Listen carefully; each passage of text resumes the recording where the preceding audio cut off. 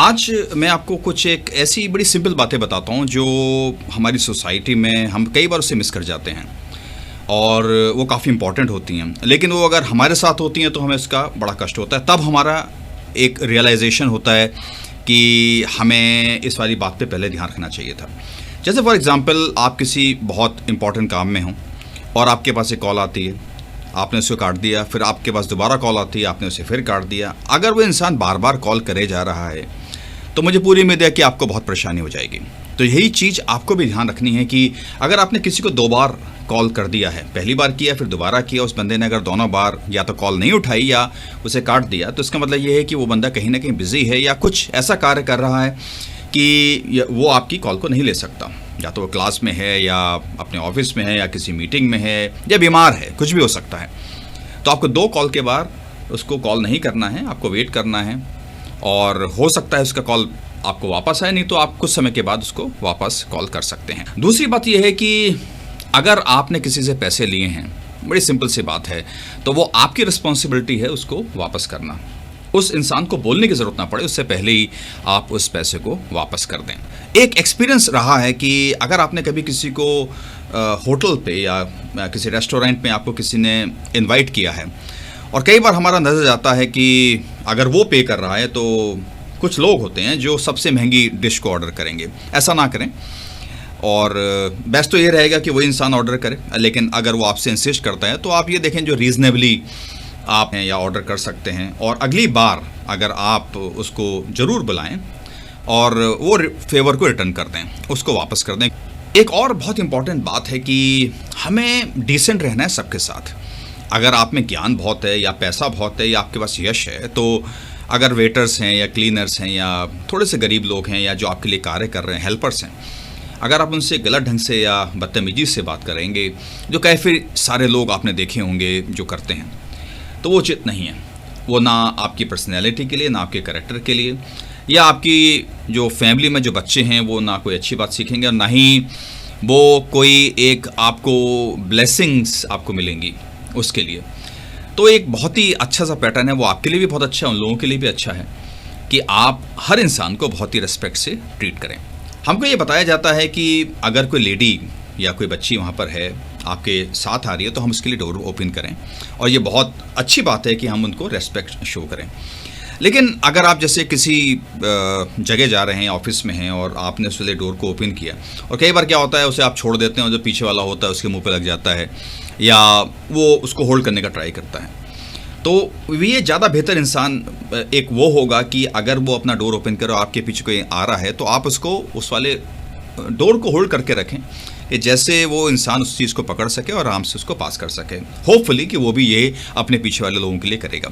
वो करे या ना करे, या आपके आगे वाले ने ऐसा आपके साथ करा कि नहीं, लेकिन आप तो अपनी तरफ से ठीक हो सकते हैं। तो जब भी आप किसी जगह जाएं और आप किसी डोर को ओपन करें और वो स्प्रिंग से अगर वापस आ रहा है, तो बेहतर ये रहेगा कि आप उसको होल्ड करें और पीछे वाले इंसान, चाहे वो बच्चा हो, बच्ची हो, बुज़ुर्ग हो, लेडी हो, कोई भी हो, आप उसके लिए होल्ड कर सकते हैं। किसी को रिस्पेक्ट देना एक अच्छी बात है, कोई ख़राब बात नहीं है। आपने देखा होगा कि जैसे बड़े सारे रंग होते हैं, जैसे रेनबो में भी जो इंद्रधनुष होता है उसमें बड़े सारे रंग होते हैं, वैसे सबकी बड़ी अलग ओपिनियन होती है। आपने बड़े सारे लोग देखे होंगे जो कुछ बीजेपी को सपोर्ट करेंगे, कोई कांग्रेस को सपोर्ट करेगा या कोई और पार्टी को सपोर्ट करेगा। ऐसे ही आपने देखा होगा सबके विचार हर बात में अलग होते हैं। अगर आप रिजर्वेशन के ऊपर आप बात करेंगे तो कई सारे लोगों के विचार अलग अलग होंगे। ऐसे ही आपने देखा होगा कि नॉर्मल बातों में भी सबकी ओपिनियंस बहुत अलग होती हैं। अगर आप बिज़नेस कर रहे हैं तो उसमें भी आपके जो पार्टनर्स होंगे या आपके जो एम्प्लॉइज़ होंगे, हो सकता है उन सबकी ओपिनियन बहुत अलग हो।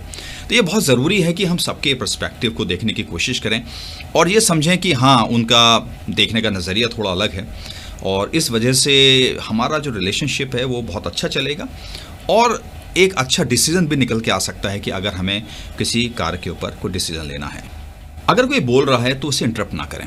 ये कई बार हमारी हैबिट होती है, आपने देखा होगा, अरे रुक रुक रुक रुक, या वो बोलेगा ना ना ना ना ना, ऐसा नहीं है। तो अगर कोई अपनी बात बता रहा है, आप उससे सहमत हो या ना हो, लेकिन उसे अपनी बात को पूरा बोलने दें।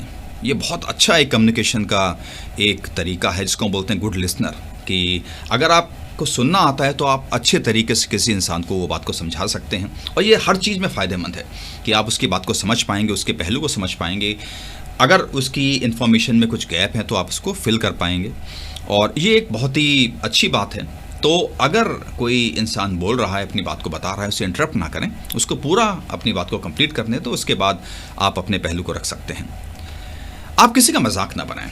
कई बार होता है कि कॉलेजों में या स्कूलों में, इवन ऑफिसों में कई सारे लोग होते हैं किसी न किसी बात के ऊपर मजाक बनाते हैं, और काफ़ी लोग उसे एंजॉय करते हैं। जैसे फॉर एग्जांपल, अगर मेरी हाइट ज़्यादा है और कोई मेरी हाइट के ऊपर कोई अगर मजाक बनाता है तो इट्स फाइन, मुझे कोई बुरा नहीं लगता है, और अगर मैं एंजॉय कर रहा हूँ तो लोग कर रहे हैं, बहुत अच्छी बात है। लेकिन अगर किसी को उस मजाक से परेशानी हो रही है तो मेरे ख्याल से आपको वो नोट कर लेना चाहिए। आपको उसकी बॉडी लैंग्वेज से, उसके जो फेशियल एक्सप्रेशन है उससे आपको पता चल जाएगा कि वो उस चीज़ को एंजॉय नहीं कर रहा। और अगर नहीं कर रहा तो उससे आगे ले जाने की ज़रूरत नहीं है, उसे वहीं रोक दें, बात ख़त्म करें और दोबारा कभी रिपीट ना करें। धन्यवाद, सॉरी, ये सब बड़े अच्छे अच्छे शब्द हैं। और धन्यवाद, अगर कोई आपकी हेल्प कर रहा है तो आपको धन्यवाद कहने की ज़रूरत है, और अगर आपको लगता है जेन्युइनली आपने कहीं कुछ गलती करी है तो सॉरी बोलने में कोई परेशानी नहीं है, कोई आप उसमें पीछे नहीं हो जाते। एक्सेसिवली अगर आप इन वाले शब्दों का इस्तेमाल करेंगे तो वो भी उचित नहीं है। लेकिन कोई अगर हेल्प कर रहा है तो धन्यवाद, थैंक यू, थैंक्स, बहुत अच्छी बात है, उसे भी बड़ा रिस्पेक्ट फील होगा। और अगर आपने गलती करी है तो उससे सॉरी बोलने में कोई परेशानी नहीं। एक बात मैं हमेशा कहता हूँ, जब कैरेक्टर के बारे में भी या पर्सनैलिटी के बारे में भी, चरित्र या व्यक्तित्व के बारे में भी जब मैं बात करता हूँ, कि आप अपने शब्दों की इज्जत ज़रूर करें। अगर आपने कोई प्रॉमिस किया है तो उसे ज़रूर ऑनर करें, बहुत बड़ी बात है। और यही एक बात है जो एक इंसान को एक इज़्ज़त दिलाती है या उस पर ट्रस्ट होना शुरू होता है। अगर कोई इंसान अपने शब्दों की इज़्ज़त नहीं कर सकता तो कोई और इंसान वो उस इंसान की कैसे इज़्ज़त करेगा? क्योंकि तो बड़ी सिंपल सी बात थी कि आपको अपने शब्दों की इज़्ज़त करनी थी, तो आप प्रॉमिस वही करें जो आप रख सकते हैं, और अगर आपने प्रॉमिस किया है तो उसे ऑनर ज़रूर करें। और अगर उसे ऑनर नहीं कर सकते तो उसे पहले ही बता दो, जो लोग हैं जो आपसे एक्सपेक्ट कर रहे हैं, कि क्या चीज़ पॉसिबल है, क्या चीज़ पॉसिबल नहीं है। अगर आपको किसी ने अपनी सीक्रेट बताई है तो उस सीक्रेट को सीक्रेट ही रखें, चाहे आपकी अगले दिन उससे दुश्मनी हो जाए या बहुत बुरी दुश्मनी हो जाए, उस इन्फॉर्मेशन को आपको गलत तरीके से इस्तेमाल नहीं करना है। तो अगर आपकी उस इंसान से नहीं बन रही है, लेकिन उस इंसान ने एक विश्वास, उस मोमेंट पे विश्वास करके आपसे कुछ अपनी सीक्रेट को शेयर किया था, ना ही आपको उस सीक्रेट का इस्तेमाल करना है अपने फ़ायदे के लिए, उसको नुकसान करने के लिए, और ना ही वो बात किसी को बतानी है। अगर एक बारी ट्रस्ट करके आपको किसी ने कोई बात बताई है तो आपके आखिरी दिन तक, आखिरी मोमेंट तक वो सीक्रेट ही रहनी चाहिए। कई बार आपने देखा होगा कि कोई इंसान आपको फ़ोटो दिखाता है फ़ोन पे, और आपने उस वाले फ़ोटो को देखा, फिर आपने राइट और लेफ़्ट करना शुरू कर दिया, जो बड़ा गलत है। अगर आपको किसी इंसान ने फ़ोटो दिखाया तो आप वही फ़ोटो देखें, अगर उसको दूसरा या कोई और दिखाना होगा तो वो अपने आप दिखाएगा। आपको नहीं पता आगे फ़ोटो कैसे हैं, उसके पर्सनल फ़ोटो हो सकते हैं या कोई ऐसा डॉक्यूमेंट हो सकता है जो वो दिखाना नहीं चाहता। तो ये बहुत ही अच्छी एक मैनर्स वाली बात है कि कोई आपको अगर फ़ोटो दिखा रहा है तो आप बस उसको देखें जो वो दिखा रहा है। इधर आप स्वैप करने की ज़रूरत नहीं है, क्योंकि इनफैक्ट आपको जूम वूम करने की भी ज़रूरत नहीं है। वो इंसान आपको अपने आप करके दिखा देगा, और आपको ये खुद लगेगा पता कि अगर आपके साथ कोई ऐसा करे तो कितना अनकंफर्टेबल होता है। तो आप लोग भी किसी और के साथ ये ना करें। अगर कोई टाइम को फिक्स कर रहे हैं या कोई प्लान बना रहे हैं तो आपको पंक्चुअल होना बहुत ज़रूरी है। अगर कोई प्लान बना है, अगर आपने कोई मीटिंग फिक्स करी है तो आपको पंक्चुअल होना बहुत ज़रूरी है। आपने कहा 5 बजे आना है तो 5 बजे का मतलब 5 बजे है, उससे पहले हो सकता है थोड़ा, लेकिन उसके बाद होना काफ़ी गलत होता है। तो अगर आप इस रिस्पॉन्सिबल पोजीशन पे हैं या आपने ये रिस्पॉन्सिबिलिटी ली है किसी चीज़ को फिक्स करने की, या कमिटमेंट लिया है कि आप वहाँ तक पहुँचेंगे, तो आपको पंक्चुअल होना बहुत ज़रूरी है। बहुत ही एक अच्छी बात है। अगर आप के साथ ऐसा होगा तो आपको बहुत ख़राब लगेगा। आप अगर वेट कर रहे हैं या किसी इंसान ने कमिटमेंट दिया और आप खाली वेट कर रहे हैं तो उचित नहीं है। तो बी पंक्चुअल। अगर समय का आपने कमिटमेंट लिया है तो उसे ऑनर करें, और कभी बोस्ट करना ना करें, क्योंकि वो अच्छी बात नहीं है। अगर आपके पास ज़्यादा पैसे हैं, आप दिखने में सुंदर हैं, आपको भगवान ने काफ़ी कुछ दिया है, तो वो लोगों में एक आदत होती है, या कहते हैं उसको सर में एक काफ़ी गर्मी आ जाती है कि लोग उसके बारे में बताने लगते हैं कि अरे भाई मेरे पास ये, मेरे पास ये, मेरे पास ये, और वो इनडायरेक्टली किसी न किसी चीज़ में उस वाली चीज़ को फेंकते जाएंगे।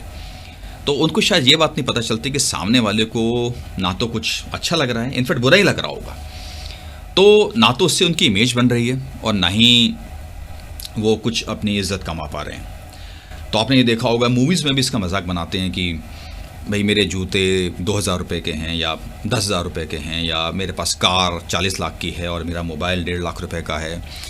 तो ये कोई इमेज बनाने की चीज़ें नहीं है, ये बड़ा ही छोटा कार्य लगता है कि अगर कोई इस तरीके से अपनी इमेज बनाने की कोशिश करे। जनरली ये वो लोग करते हैं जिनको ये बात पता है कि वो ये डिज़र्व नहीं करते थे, लेकिन उनको मिल गया, इसलिए दुनिया को उनको दिखाने की ज़रूरत पड़ती है कि देखो उनके पास ये है। और ये चीज़ से इम्प्रेस कोई नहीं होता, इनफैक्ट उनके जैसे लोग भी इम्प्रेस नहीं होते। और जो रियली रिच हैं या जो रियली उस चीज़ को डिज़र्व करते हैं, उनको इस चीज़ से फ़र्क नहीं पड़ता, और जो नीचे हैं उनके लेवल से, उन्हें भी इस चीज़ से फ़र्क नहीं पड़ता।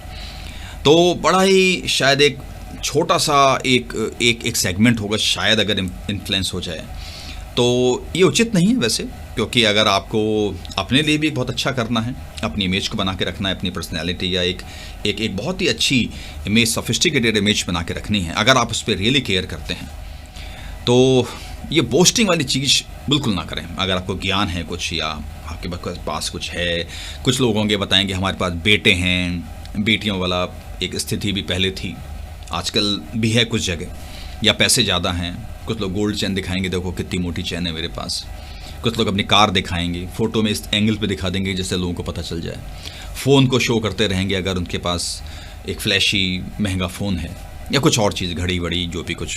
तो ये बोस्टिंग वाली चीज़ें कभी कार नहीं करती।